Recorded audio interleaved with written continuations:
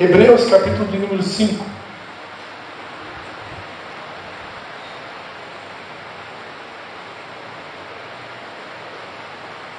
Fica de tarefa de casa, lê Efésios, capítulo de número 6. Amém? Vamos fazer que nem as professoras, né? Elas adoram dar tarefa de casa, né? Aí a gente chega cansado do trabalho, louco de vontade de pegar uma cama, tomar um jantar, fazer alguma coisa e dormir. E aí tem que ir todo dia lá. Levi, tem tarefa hoje? E sempre tem, né? Tem que fazer a tarefa antes de dormir, tarefa e escovar o dente, né? Aleluia. Então a tarefa da igreja hoje é ler Efésios capítulo 6, antes de dormir. Hebreus capítulo de número 5.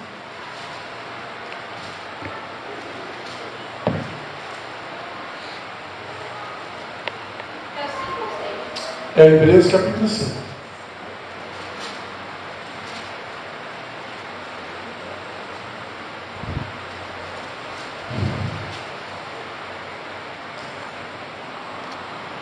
Todo mundo achou aí?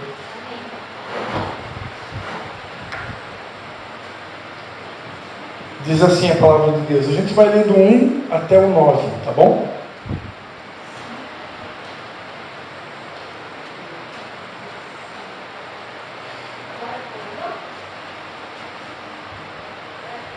Todo sumo sacerdote tomado dentre os homens é constituído a favor dos homens nas coisas concernentes a Deus, para oferecer tanto dons como sacrifícios pelos pecados.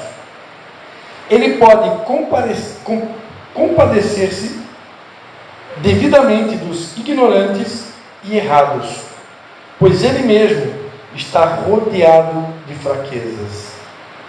E por este motivo, deve ele, tanto pelo povo como por si mesmo, fazer oferta pelos pecados. Ora, ninguém toma para si esta honra, senão o que é chamado por Deus, como o foi Arão. Assim também, Cristo não glorificou-se a si mesmo, para se fazer sumo sacerdote, mas o glorificou aquele que lhe disse: Tu és meu filho, eu hoje te gerei. Como diz em outro lugar, tu és sacerdote eternamente, segundo a ordem de Melquisedeque, o qual, nos dias da sua carne, tendo oferecido com grande clamor e lágrimas, orações e súplicas ao que o podia livrar da morte, e tendo sido ouvido por causa da sua piedade, embora sendo filho, repita comigo, embora sendo filho, aprendeu a obediência por meio daquilo que sofreu. E tendo ele sido aperfeiçoado, veio a ser o autor da eterna salvação para todos os que lhe obedecem. Amém? Vamos orar? Pai, em nome de Jesus, quero te dar graças, Senhor, por mais essa oportunidade de poder compartilhar a Tua palavra, Senhor. Mais uma vez nós queremos reconhecer, Pai, que não podemos fazer coisa alguma sem que do alto nós venhamos a receber. Por isso nós te damos total liberdade, Espírito Santo. Traga à memória aquilo que pode dar esperança.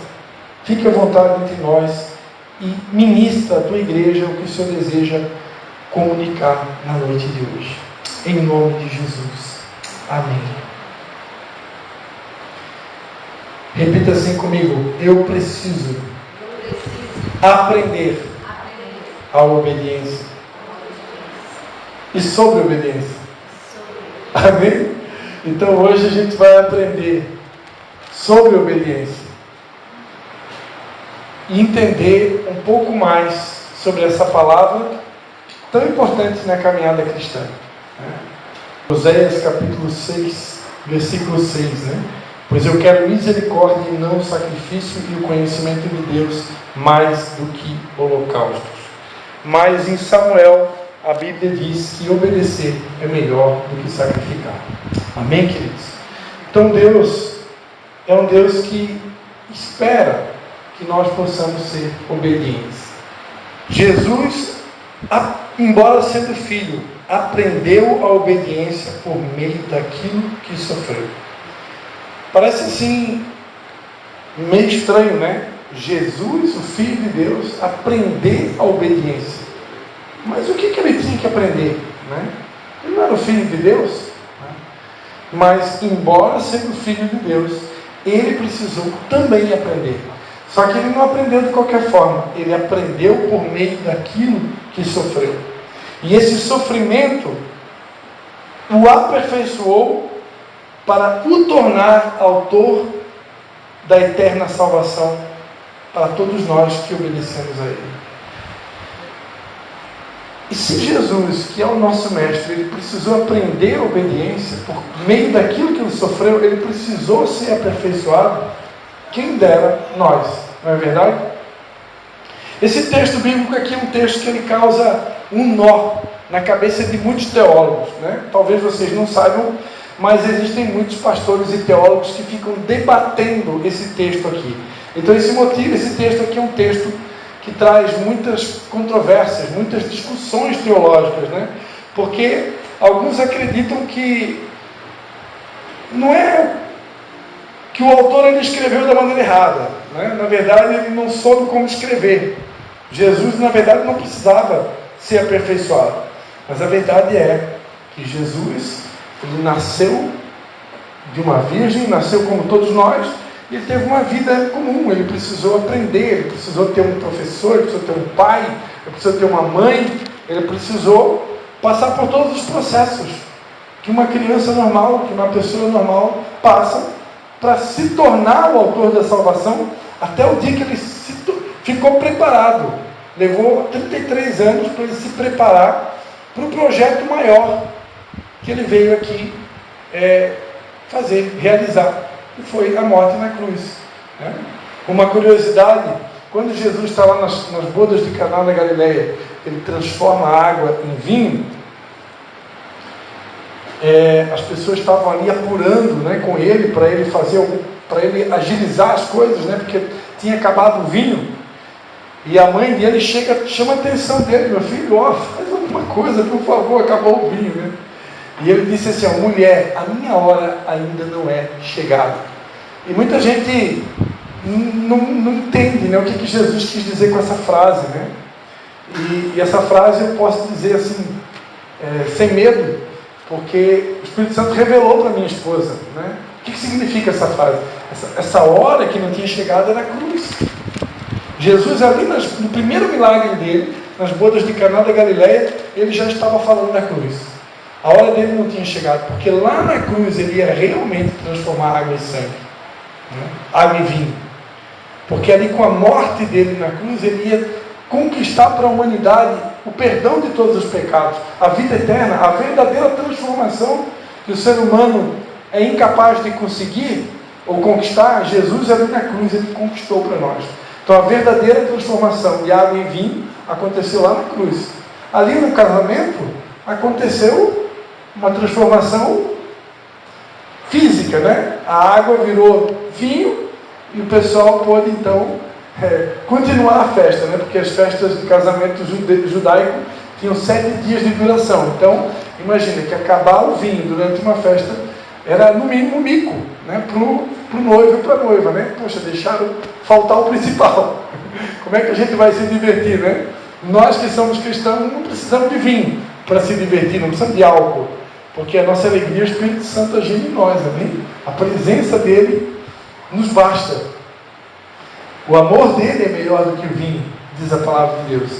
Mas aquele povo judeu precisava do vinho. Jesus resolveu o problema. Mas a verdadeira transformação aconteceu lá na cruz.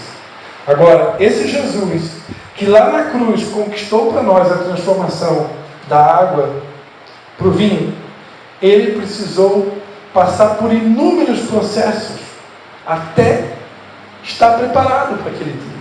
Ele não nasceu pronto. E se Jesus, que é o autor da consumação, ele não nasceu pronto, imagina se nós estaríamos prontos, né? Para tudo aquilo que Deus deseja fazer na nossa vida. Por isso que o aperfeiçoamento, ele é contínuo. né? Até a volta de Jesus nós estaremos em obras. Amém? Na noite de hoje eu queria falar sobre obediência. A obediência, a verdadeira obediência. E a verdadeira obediência, amados, é quando nós aprendemos a obedecer mesmo sem concordar.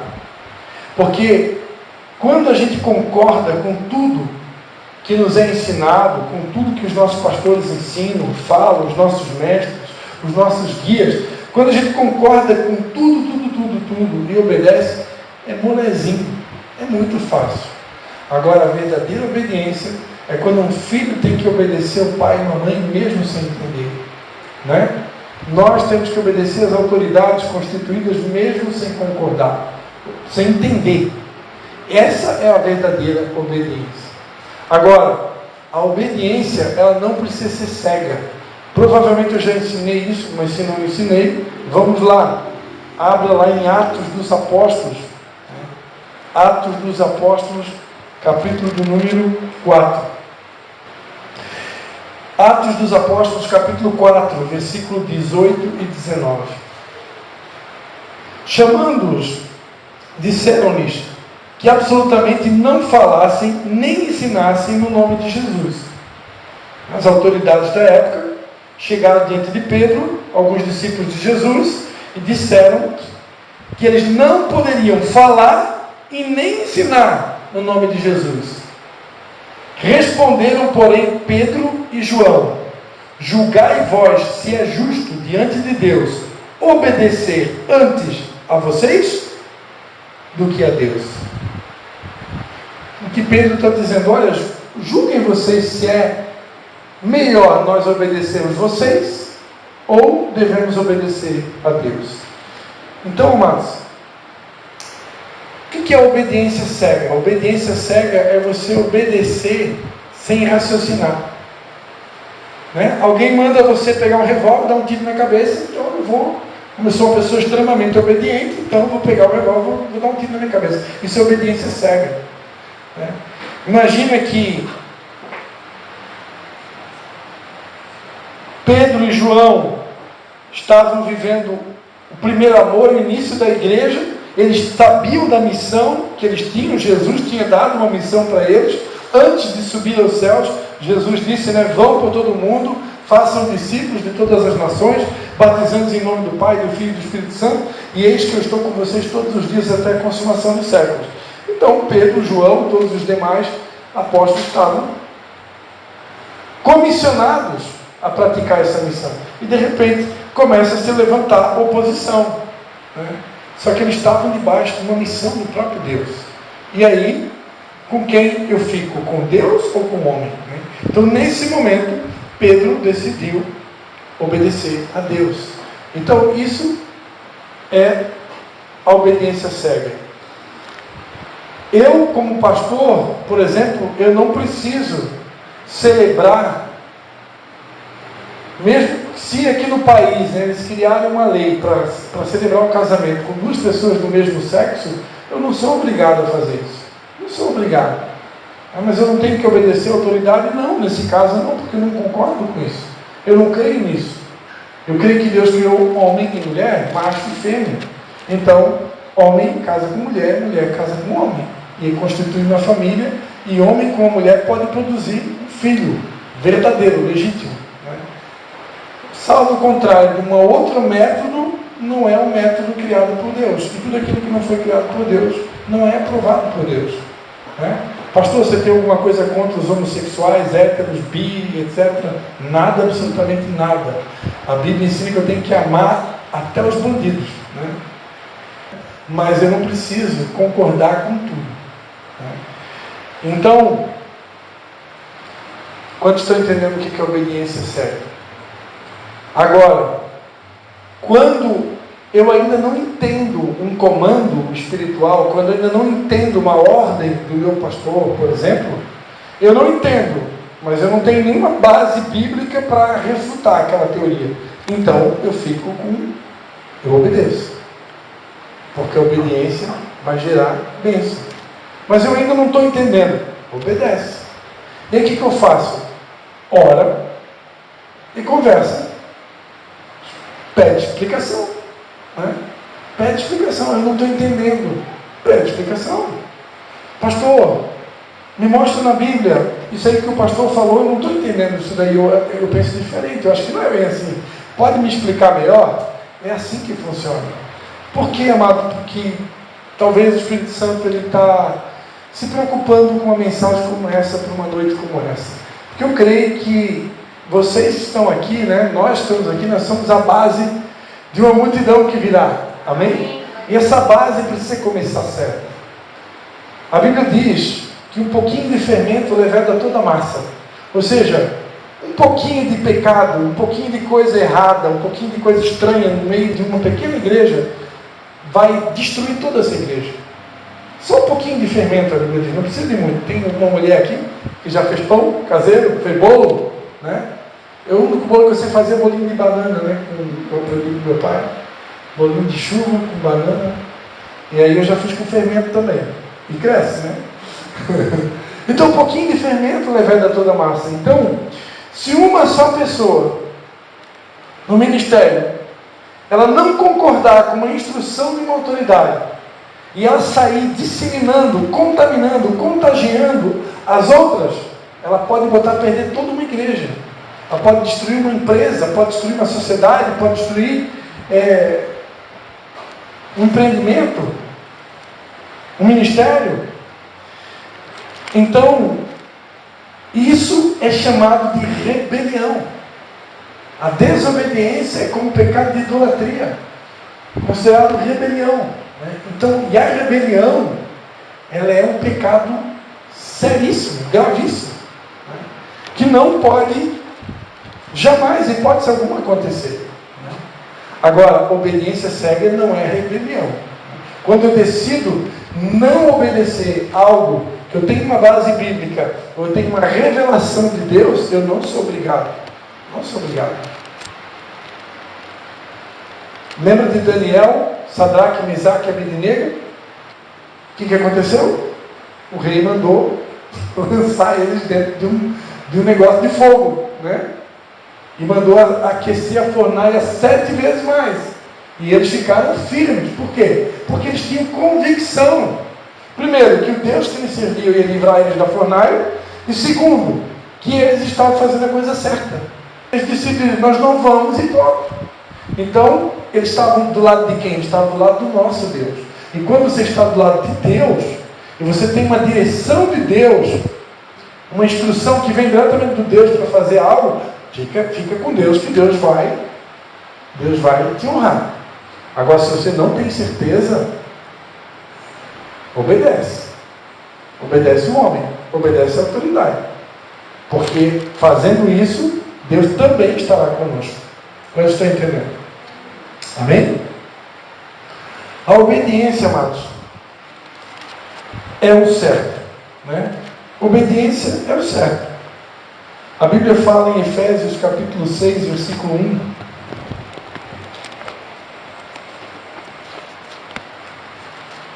Efésios capítulo 6. Vós, filhos, sede obedientes a vossos pais no Senhor, pois isto é justo.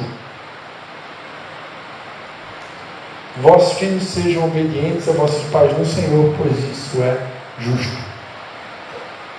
Obedecer é justo. Obedecer é o melhor. Amém?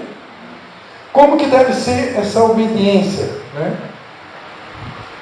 A obediência deve ser imediata. Deve ser completa, sem desafio e sem reclamação. A verdadeira obediência é quando eu obedeço imediatamente, quando eu obedeço completamente, quando eu obedeço sem desafiar e sem reclamar. Mas o problema é que a nossa obediência geralmente não é imediata. Às vezes, irmã Doris, Deus tem que falar com a gente 2, 3, 4, 5. E aí, como tem uma música da pastora Ludmila Fega, né?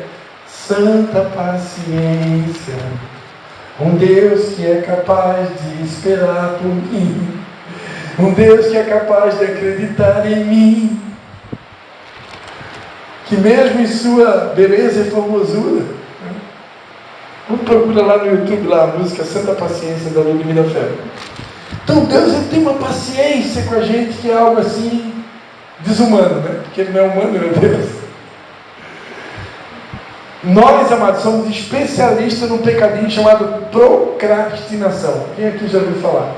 Né? Procrastinação, o que significa? Traduz aí, pastor Cristo. Vou falar no peixerês português, né? Empurrar com a barriga.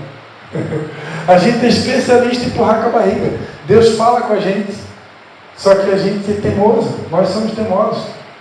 A gente quer argumentar. A gente tem um monte de desculpa para dar para Deus.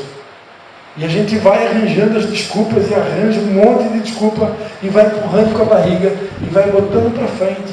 Só que, amados, existe uma coisa chamada justiça. Deus é um Deus de misericórdia, Deus é um Deus bondoso, mas também é um Deus de justiça. Quando ele se cansa, é difícil, ele demora para se cansar, mas quando ele se cansa de esperar por nós, né, chega uma hora que vem a justiça de Deus, né? A misericórdia de Deus, embora que a Bíblia diz que ela dura para sempre, mas chega uma hora que Deus aplica a justiça, porque o mesmo Deus que é misericordioso, que é bondoso, ele também é um Deus de justiça, né? E o que é a justiça? A justiça é um julgamento de Deus. A Bíblia fala que o julgamento começa pela igreja do Senhor. Então nós somos os primeiros, de tempos em tempos, Deus ele passa uma peneira na igreja dele. Não sei se alguém já percebeu isso, né? O pessoal que está na caminhada há mais tempo. De tempos em tempos Deus dá uma peneirada, né? E aí é aquela história do Gideão, né? Tinha 28 mil, foi para 10 mil. Aí passa mais um tempo, Deus dá mais uma peneirada, aí sobra 300. Né? Lembra quando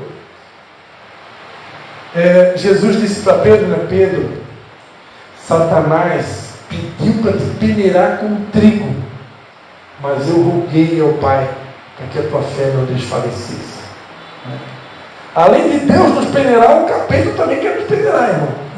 É peneira para tudo que é lado. É o capeta querendo peneirar e Deus também peneira a gente. Né? Por quê? Porque Deus quer nos aperfeiçoar assim como aconteceu com Jesus. Deus quer produzir em nós um caráter santo e irrepreensível. E isso dá trabalho para Deus. Se a gente fosse obedecer de maneira imediata, tudo aquilo que a gente já aprendeu, já pensou? Tudo aquilo que a gente aprende na igreja, na célula, a gente já sai logo praticando? Meu Deus, ia ser uma glória, né? Mas infelizmente na prática não é assim. Na prática eu tenho que ir em uma célula, 2 células, 3, 5, 10, aí tenho que ouvir a mesma pregação 20 vezes, até que um dia parece que cai a ficha. Meu Deus! Bah! Caiu a ficha. E quando cai a ficha, às vezes dói. Às vezes dói porque às vezes o pecado, dependendo de qual foi o nosso erro, vai ter uma consequência. Porque todo erro vai ter uma consequência. E às vezes a consequência é dolorosa. E o próprio Deus permite que seja assim, para que haja um arrependimento verdadeiro. Né? E Deus nesse tempo, Ele está falando, ministrando sobre arrependimento. É um tempo de arrependimento. É um tempo da gente realmente se voltar para Deus. Tem algumas coisas que nós já sabemos que precisam ser feitas, e Deus vai requerer da gente. Não dá mais para procrastinar, não dá mais para empurrar com a barriga. Deus não cobra nada da gente daquilo que a gente ainda não sabe. Mas aquilo que a gente já sabe, eu preciso praticar. Eu preciso crer que é o melhor para mim. Amém? Colossenses capítulo 3, versículo 20. Aqui é uma palavra para filhos, né? Mas serve para nós também como filhos de Deus, né? Colossenses 3, versículo 20. Vós, filhos, obedecei em tudo a vossos pais, pois isto é agradável ao Senhor. Colossenses 3, versículo 20. Vós, filhos, obedecei em tudo. Então é em tudo. Amém? Colossenses 3, versículo 20.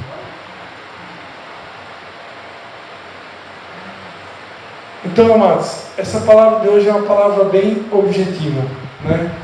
Deus quer que a gente venha sondar os nossos corações e pedir que o Espírito Santo esteja mostrando para nós se existem áreas que Deus já falou com a gente, que eu preciso de uma mudança, que eu preciso de uma transformação, eu preciso de arrependimento, e de repente eu estou procrastinando, de repente eu estou empurrando com a barriga. Eu preciso dar um basta, eu preciso dizer chega, porque a Bíblia diz que o salário do pecado é a morte. O pecado tem uma recompensa, né? Não pense que não vai ter uma consequência, porque vai ter, né? E tem pregadores que dizem que não existe pecadinho nem pecadão. O pecado é pecado, né? Mas existe pecadinho e pecadão, sim. Como é que eu sei isso? Pela consequência do pecado. Cada pecado tem um tipo de consequência. Tem uma passagem na Bíblia que fala que quando Moisés ficou muito tempo em cima do monte, estava buscando a Deus, o povo não teve paciência de esperar por Moisés, e o povo então começou a queimar, a fundir o que eles tinham de metal, de ouro, e fizeram com aqueles metais um bezerro de ouro. Quando Moisés desce do monte, ele diz: esse povo cometeu um grande pecado, fazendo deuses, ídolos para eles. Porque idolatria para Deus é um grande pecado. Idolatria para Deus é um grande pecado. Então não pense que pecadinho, pecado e pecadão é tudo uma coisa só. Não é tudo uma coisa só, não. Isso aí é conversa de pastor que não estudou direito a Bíblia. Olha só o que a Bíblia diz lá em Provérbios. Provérbios, capítulo de número 6, versículo 16.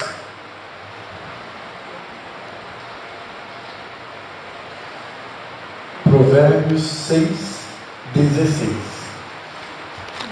Quem achou, diga amém. Quem não achou, diga misericórdia. Todo mundo achou aí? Veja bem se tem pecadinho, se tem pecado, se tem pecadão na Bíblia. Olha só. Provérbios 6,16. Há 6 coisas que o Senhor odeia. Olha só. 6 coisas que o Senhor odeia. E a 7ª que a sua alma abomina. Então veja que tem 6 coisas que Deus odeia e tem uma que ele abomina. Então essa que ele abomina não é igual ao que ele odeia. Você concorda comigo? É diferente. Ele não diz que é 7 coisas que ele odeia, diz que 6 ele odeia e uma ele abomina. Quais são as 6 coisas que Deus odeia? Primeiro, olhos altivos, orgulho. Deus odeia o orgulho. A altivez de espírito precede a queda. Eu estava brincando ali, né? Que eu fui brincar com a Gabi, que a Gabi acho que escorregou ali, não conseguiu colocar o recipiente de água, né, em cima do reservatório. Aí eu brinquei com ela: isso não é serviço para mulher, isso é coisa para homem, deixa que eu faço. Aí escorreguei, deixei cair o botijão de água no chão e quebrou o botijão de água, né? Aí eu brinquei, disse: a altivez precede a queda. Me dava de orgulhoso, né? Deixa que eu faço. Né? Então Deus odeia o orgulho, irmãos. Orgulho é independência, né? É achar que eu não preciso do outro e que eu não preciso de Deus, né? Humildade é reconhecer que eu preciso de Deus e eu preciso do meu irmão. Sem Deus e sem meu irmão eu não consigo. Eu não sou autossuficiente. Segunda coisa que Deus odeia: língua mentirosa. A Bíblia diz em Apocalipse que os mentirosos não herdarão o reino dos céus. Então Deus odeia mentira, porque Deus é o Deus da verdade. Eu sou o caminho, a verdade e a vida. Ele é a verdade. Ele ama a verdade. O Salmo 51 diz que ele ama a verdade no íntimo. Deus ama a verdade e ele odeia a mentira. Então, Deus odeia a língua mentirosa. Terceiro, mãos que derramam sangue inocente. Deus odeia a injustiça. Por isso que você tem um senso de justiça aí dentro de você, que quando alguém faz alguma coisa errada, principalmente se for para você, a vontade de pegar aquela pessoa e fazer justiça, né? Justiça própria, né? Por quê? Porque Deus nos dotou com senso de justiça. Então, quando acontece uma injustiça no trabalho, quando acontece uma injustiça dentro de casa, quando acontece uma injustiça na escola, o dispositivo de justiça aciona dentro de nós e a gente quer justiça, né? Mas a Bíblia ensina que eu tenho que entregar a justiça na mão de Deus. Agora, quando uma pessoa faz injustiça, mãos que derramam sangue inocente, Deus odeia isso. Então não se preocupe quando você for injustiçado, porque Deus odeia a injustiça e no tempo certo Ele vai fazer a justiça. Mas é Deus que vai fazer, não é nós. Amém? Amém? Nós queremos fazer. Né? Aquela música da irmã, né? Você que me viu passando na prova e não me ajudou, quando me vê na bênção vai se arrepender. Né? Não, quando eu estiver na bênção você não vai se arrepender, ninguém vai fazer justiça com as próprias mãos, porque a justiça pertence ao Senhor. Você pode dar um aplauso ao Senhor Jesus? Amém? Então, mas eu quero abrir um aspas aqui para dizer que eu, como pastor, eu entendo a irmã Damares e eu sei exatamente por que ela escreveu isso. Porque nós, amados, que servimos a Deus, eu não vou profetizar isso sobre a tua vida, mas nós enfrentamos injustiças tão grandes, momentos de dores tão grandes, não é dores, é dores, né? São dores tão grandes, injustiças tão grandes que a gente presencia ao longo da caminhada e do ministério, que lá dentro de nós a vontade é que Deus faça alguma coisa, porque dói muito, ser traído dói muito, ser apunhalado pelas costas dói muito, ser injustiçado dói muito.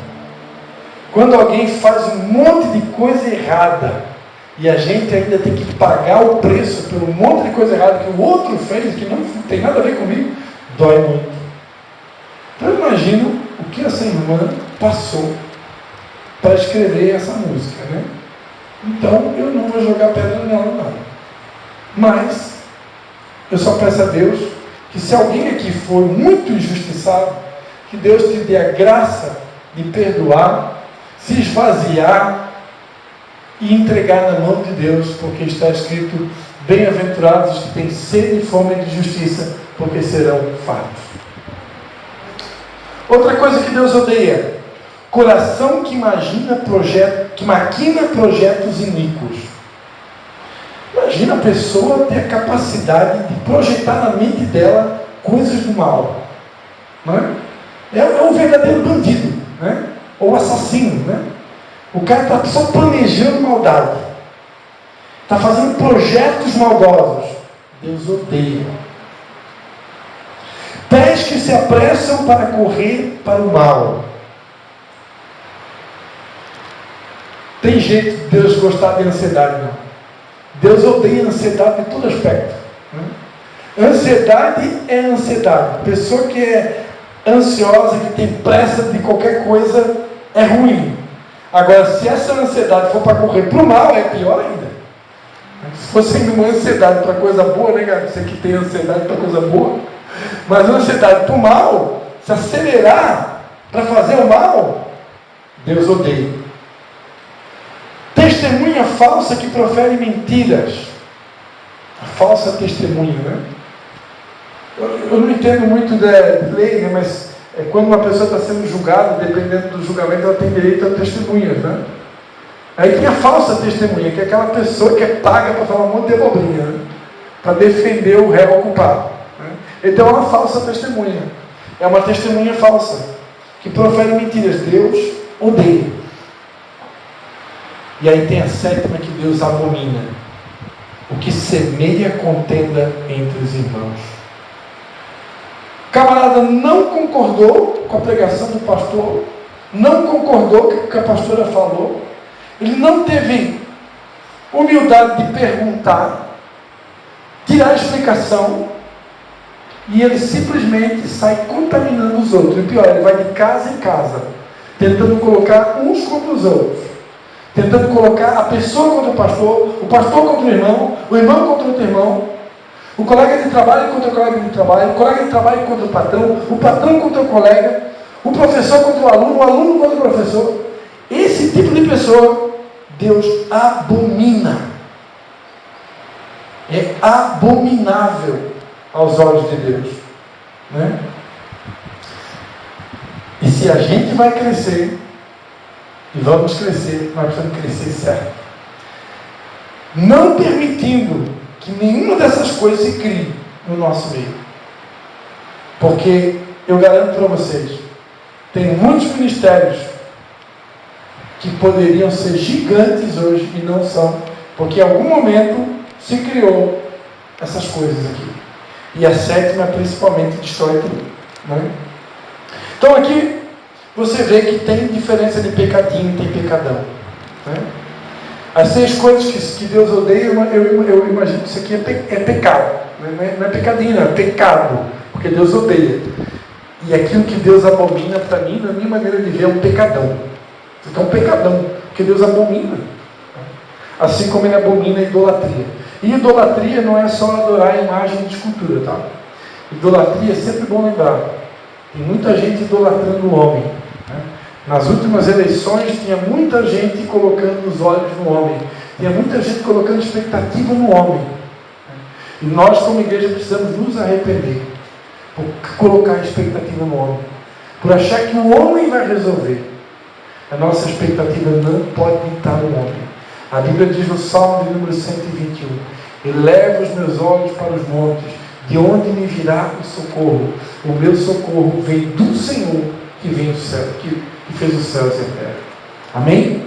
Meu socorro não vem do pastor, meu socorro não vem do meu salário, meu pagamento que vai chegar no final do mês, meu socorro não vem do apóstolo, o meu socorro não vem do governador, do presidente da república, não vem do patrão, o meu socorro vem do Senhor. Deus pode até usar o homem, mas o socorro vem do Senhor. Você pode dar mais uma pausa a Jesus? Vamos ficar de pé? Maravilha.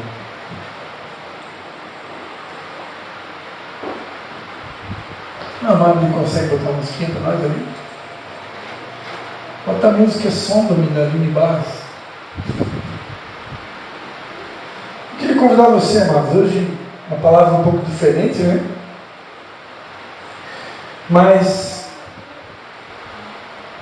eu sinto que nós precisamos nos arrepender de algumas coisas. Eu sinto que Deus está nos chamando para um tempo de mudanças. Um tempo em que nós vamos precisar aprender a obedecer. Mesmo que Deus venha nos pedir coisas difíceis. Tomara que Ele não peça. Mas às vezes Deus pede. E a verdadeira obediência é quando eu decido obedecer. Mesmo que não seja tão fácil obedecer. Porque tem coisas que Deus nos pede que vai nos tirar do nosso conforto. Vai tirar a gente do nosso conforto. E nós não queremos, né? Eu preguei outro dia aqui sobre a cruz. A gente não gosta da cruz. Porque a cruz é um lugar desconfortável, né? A cruz, ela incomoda. Mas sem cruz não há ressurreição. E sem ressurreição não há salvação. Então, às vezes, eu diria sem medo de errar que nós vamos precisar passar pelas nossas crucificações para que nós possamos ter direito às nossas ressurreições e experimentar a glória da ressurreição. Só que nós vamos precisar nos submeter à cruz. Amém? Fale com Deus nesse momento. Peça para o Espírito Santo revelar a você. Se existe alguma área na sua vida que você está procrastinando, se existe alguma área que Deus tem apontado para você, tem pedido uma resposta,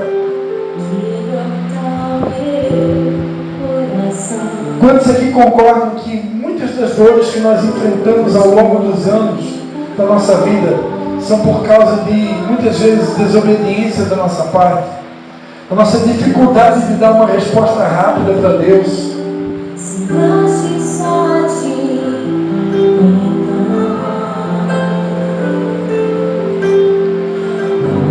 Usa-me, Senhor. Usa-me como um farol que brilha à noite, como ponte sobre as águas, como abrigo no deserto, como flecha que acerta o alvo. Eu quero ser usado da maneira que te agrada, em qualquer hora e em qualquer lugar. Eis aqui a minha vida, usa-me, Senhor, usa-me. Usa-me, Senhor, e me conhece, quebranta o meu coração, transforma-me conforme a tua palavra e enche-me até que em mim se ache só a ti. Então, usa, Senhor, usa-me, Senhor, usa-me, como um farol que brilha à noite, como ponte sobre as águas, como abrigo no deserto, como flecha que acerta o alvo.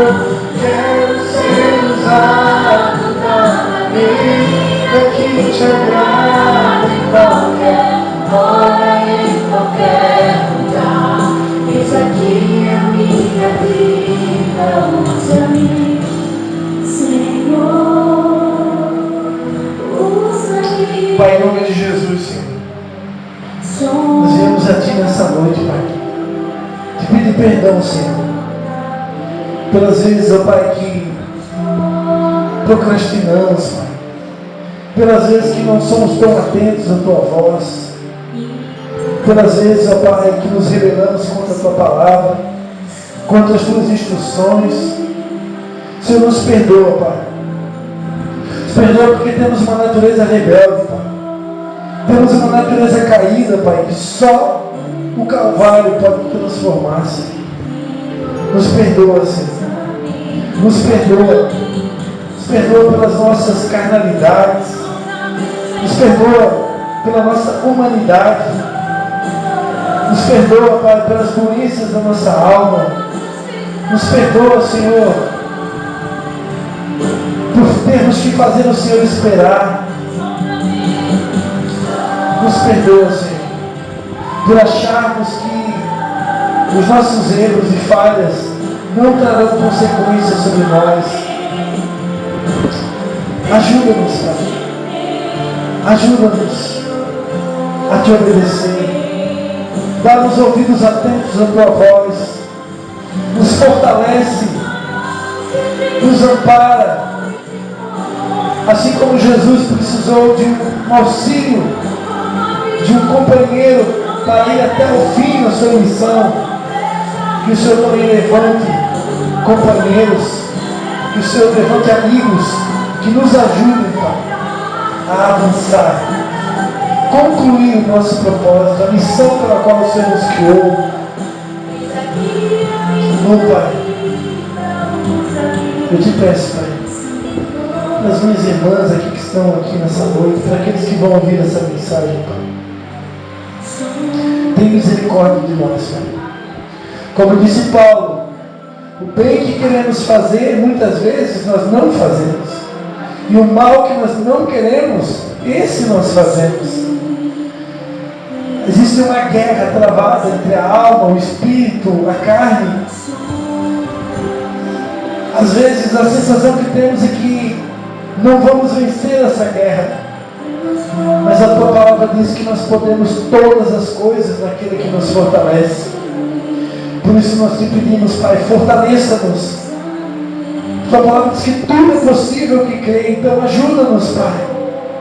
Ajuda-nos a vencer as nossas guerras, a vencer os nossos medos, a vencer a procrastinação, a vencer as nossas dores, os nossos traumas, as nossas limitações. Queremos te obedecer, Pai, custe o que custar. Queremos obedecer a Ti, queremos obedecer ao Espírito Santo, queremos obedecer a Tua palavra, queremos obedecer aos nossos líderes, queremos obedecer às autoridades constituídas, queremos ser vistos nos céus como filhos e filhas obedientes, Pai. É a nossa oração em nome do Pai, do Filho e do Espírito Santo. Amém. Dê mais um aplauso ao Senhor Jesus. Amém. Então, com o amor de Deus o Pai, né? A graça do nosso Senhor Jesus e a comunhão do Espírito Santo seja com cada um de vocês. Amém? Não vai embora sem dar um abraço bem forte aí no seu irmão. Amém? Deus abençoe vocês.